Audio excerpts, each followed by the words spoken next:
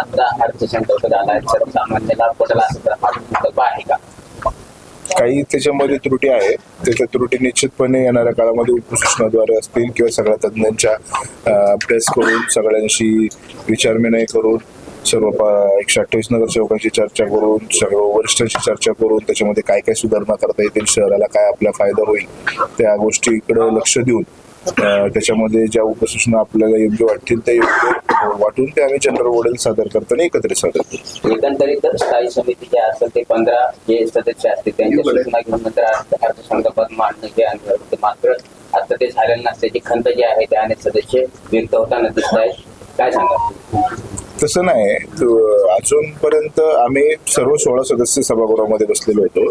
आम्हाला फक्त ते सादर केल्यानंतर आम्ही सर्वांनी मिळून तो डिसिजन घेतलेला आहे की 2-3 दिवस या पूर्ण अर्थसंकल्पावरती प्रॉपर अभ्यास करून, तज्ज्ञांची माहिती घेऊन, आम्हाला त्यातलं जेवढं प्रभागातल्या काही नागरिकांच्या समस्या ज्या भासतात आहेत त्याच्यावरती सोल्युशन कसं निघत, त्यासाठी जी कामं अपेक्षित आहेत ती कामं त्याच्यामध्ये उल्लेख करून आणि त्याच्यापैकी किती चालू असलेल्या तरतुदीमध्ये शक्य आहे याचा सगळा आढावा घेऊन आम्ही ते एकत्रितपणे सादर करायचं ठरवलं. एकंदरीत 4 वर्षानंतर पुन्हा एकदा स्थायी समिती स्थापन झाली. शहरांचे लक्ष जे आहे स्थायी समितीवर आहे की आपल्या शहरांमध्ये चांगले कामे व्हावे. एक चेअरमन म्हणून तुम्ही शहराचे जे काही त्यांचे स्वप्न जे आहेत की हे व्हायला पाहिजे ते पूर्ण होतील का? कसा अर्थसंकल्प असणार आहे?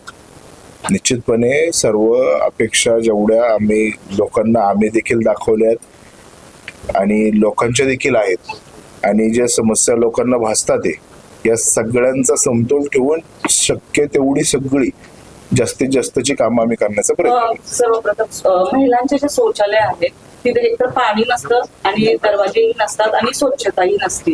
त्याबद्दल काय म्हणजे काही योजना आहेत का? काही आरोग्यासाठी काही महिला किंवा जेंट्स भरणार आहात का ह्यासाठी? पुढच्या 1-1.5 महिन्यामध्ये तुम्हाला निश्चित त्याच्यामध्ये बदल दिसेल.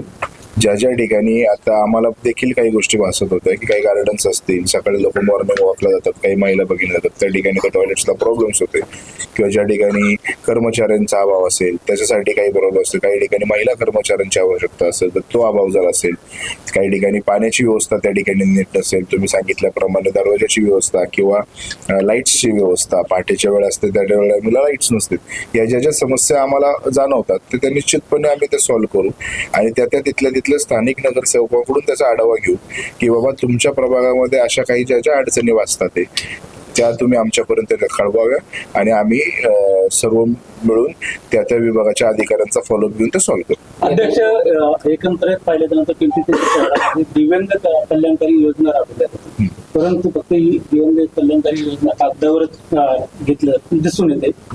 ज्या लाभार्थ्यांनी अर्ज केले जातात, हजारो फॉर्म या पिंपरी चिंचवड महापालिकेच्या सक्रिय कार्यालयात आलेले, मात्र याच्याकडे अधिकाऱ्यांकडून आर्थिक पैशाची मागणी केल्या जाते आणि तरच तो फॉर्म अर्ज किंवा एखाद्या एजंटच्या मार्फत जर आला तरच तो अर्ज नाही का मंजूर केला जातो. अशावरती आपण काही हे असे काही भ्रष्ट अधिकारी त्यांच्यावरती काय अंकुश करण्याचा प्रयत्न करतो. कालपर्यंत जेवढे आपल्या शहरामध्ये दिव्यांग आहेत त्यांना आपली पिंपरी चिंचवड महानगरपालिका ही आर्थिक दर महिन्याला एक ठराविक रक्कम त्यांना एक चांगल्या भूमिकेने आजपर्यंत देत आलेली आहे. त्या कारणास्तव इतर महापालिकेमध्ये ती सुविधा कितपत आहे याचं आपण सांगू शकत नाही, परंतु आपल्या शहरातल्या दिव्यांगांसाठी चांगल्या पद्धतीने व्हावं यासाठी आहे. तर ती वाढली पाहिजे, हे तुमचं जे मत आहे की ती वाढली पाहिजे. ज्यांना ऑलरेडी चालू आहे तर त्यांना ते भेटते, परंतु तुम्ही जे आता सांगताय की बाबा जे नवीन अर्ज आलेले आहेत की नवीन त्यांची नोंद करून घ्यायची आहेत, काही अधिकारी जर टाळाटाळ करत असतील, काही अधिकारी जर तुम्ही सांगितल्याप्रमाणे जर 2 पैसे मागून जर हे करत असतील तर निश्चितपणे पुढच्या काळामध्ये जे त्याला एक ओपन विंडो कन्सेप्ट आपण काहीतरी करण्याचा प्रयत्न करू की तिथं अर्ज आल्यानंतर त्या अर्जावरती तुम्ही काय कारवाई केली याचा महिन्यातून एकदा तरी आम्ही आढावा घ्यायचा प्रयत्न करू की जेणेकरून त्याला खेटा घालायला लागणार नाही आणि त्याच्यासाठी ते काम सोयीस्कर करू. व्यावसायिक आर्थिक सहाय्यासाठी हा अर्ज आलेले आहे, त्यामध्ये ही मागणी होती पैशाची. आणि दुसरी गोष्ट जे दिव्यांग व्यक्तींना सायकलीचे जे काही तर ते सायकलीचे देखील त्यांनी नाही का कोटेशन स्वतः बदललेले प्रकार ह्या महापालिकेत घेतले. म्हणजे ज्यांनी एखाद्या डीलरकडनं घेतलेलं कोटेशन होतं ते कोटेशन ह्या ठेकेदाराच्या मार्फत लावण्यात आले. असं एखादं स्पेसिफिक उदाहरण असेल आणि पुराव्या सकटात असेल तर निश्चितपणे आपण त्वरित कमिशनर साहेबांना सांगून त्या प्राधिकरणावरती कारवाई करू. कॉल रेकॉर्ड सुद्धा आपल्याकडे आहे. जे तुम्हाला वाटेल ना ते लेखी स्वरूपात व्हिडिओ स्वरूपात तुमच्याकडे जे असेल तर तुमच्या सर्वांसोबत आम्ही देखील कमिशनर साहेबांना ते सूचना करून एकत्रितपणे आपण सॉल्व्ह करू. प्रशासन काळामध्ये काही बोगस म्हणजे ठेकेदारामार्फत काही बोगस दिव्यांग पण दाखवले गेलेले आहेत. आणि त्या दिव्यांगाच्या बोगस ठेकेदारांना काही ठेके मिळाले त्या संदर्भाने आपण काय करू शकतो? बोगस असतील तर ते आपण काढून घेऊ. तर ते कसं काय ते आता तुम्ही जर ज्या सूचना देता आता तुम्हाला जे सातत्यानं जे सांगितलं की जर तुमच्याकडे त्याच्याबद्दल काही माहिती असेल की ते आमच्यापर्यंत पोहोचवा तर त्याच्यावरती आम्ही निश्चित कमिशनर साहेबांना कारवाई करू. चेअरमन शेवटचा प्रश्न गेली 4 वर्ष झाली प्रशासन काळात मोठा भ्रष्टाचार झाला. महानगरपालिका कर्जबाजारी झाली. यामध्ये तुम्हाला स्थायी समिती मिळाली कर्जबाजारी झाली तर कर्ज वसुली थकबाकी याचं काही नियोजन केलं तर तुम्ही आखलंय का? मुळात त्यांना आपली महापालिका कर्जबाजारी नाही हे पहिलं सर्वांनी ज्ञात असावं की महापालिकेवरती चालू वर्षामधलं 353 कोटीचं कर्ज चालू वर्षामध्ये जरी तरतूद नसली तरी ठीक आहे की मागचे जे काही महत्वाकांक्षी प्रकल्प होते ते प्रकल्प होण्यासाठी आम्हाला ते ह्या वर्षी काही कमी प्रमाणात नवीन कामं काढता येतील. पण नवीन कामं जरी काढता नाही आली पण दैनंदिन जीवनामध्ये जे आवश्यक असलेल्या गोष्टी आहेत त्या आवश्यक असलेली कामं आहेत ते निश्चित त्या कामांसाठी कशी तरतूद करता येईल. आणि नवीन एखादा प्रकल्प राबवत असताना असे काहीतरी नवीन प्रकल्प एखाद्या एरियात आम्ही राबवला तर त्या एरियामधले बिल्डर असतील किंवा बांधकाम व्यावसायिक असतील किंवा रहिवासी तिथे वाढणार असतील कमर्शियल झोन वाढणार असेल तर त्यांच्यापासून आपल्याला ऑटोमॅटिक उत्पन्न वाढेल आणि वाढलेलं उत्पन्न आपल्याला विकास कामासाठी वापरता येईल आणि झालेलं दायित्वासाठी फेडता येईल. नाही तो प्रश्न नाहीये. प्रश्न असा आहे की कर्जबाजारी तुम्ही म्हणतात की नाही परंतु ज्या कंपन्या अनेक कंपन्या आहेत त्यांनी आतापर्यंत जे थकबाकी आहे थकबाकी भरलेलं नाही याच्यासाठी काय तुमचं नियोजन असणार आहे का हा प्रश्न.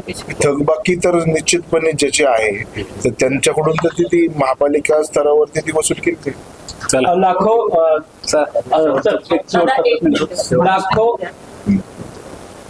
लाखो आंबेडकरी समाजाचा आवाज घेऊन पुनर्भरती सभागृहामध्ये माता माईचा स्मारकाचा विषय घेतला. ते तुमच्या कार्यकाळामध्ये आता ही स्मारकाचा विषय मार्ग लागणार. आमचे RPIचे जे शहर अध्यक्ष आहे ते आमचे पहिल्यापासूनचे मित्र आहेत आणि ते चळवळीतून आलेले आहेत. चळवळीतून आलेल्या व्यक्तीला भारतीय जनता पार्टीनी आणि RPI गटाने जो न्याय दिलेला आहे आज ते सभागृहामध्ये एक RPIचा समाजाचा आवाज म्हणून उभे आहे आणि ते एकटे आवाज नाही आहेत तर आम्ही सर्व 128 नगरसेवक म्हणजे आमचे बाबासाहेब असतील आमचे तंत्रपळे साहेब असतील व मी असं स्वतः असं कुठलं हे नाही की समाजाचाच सर्व समाजाचे आम्ही सर्व लोक आज त्या माता रमाईंच्या स्मारकासाठी अग्रेसर आहोत. त्यासाठी एप्रिल महिन्यामध्ये जे भूमिपूजन होणार आहे 11 तारखेला तर त्याच्यासाठी आमची सर्वांची जबाबदारी असेल की कुठल्याही परिस्थितीत त्या कामासाठी तरतूद कमी पडणार नाही.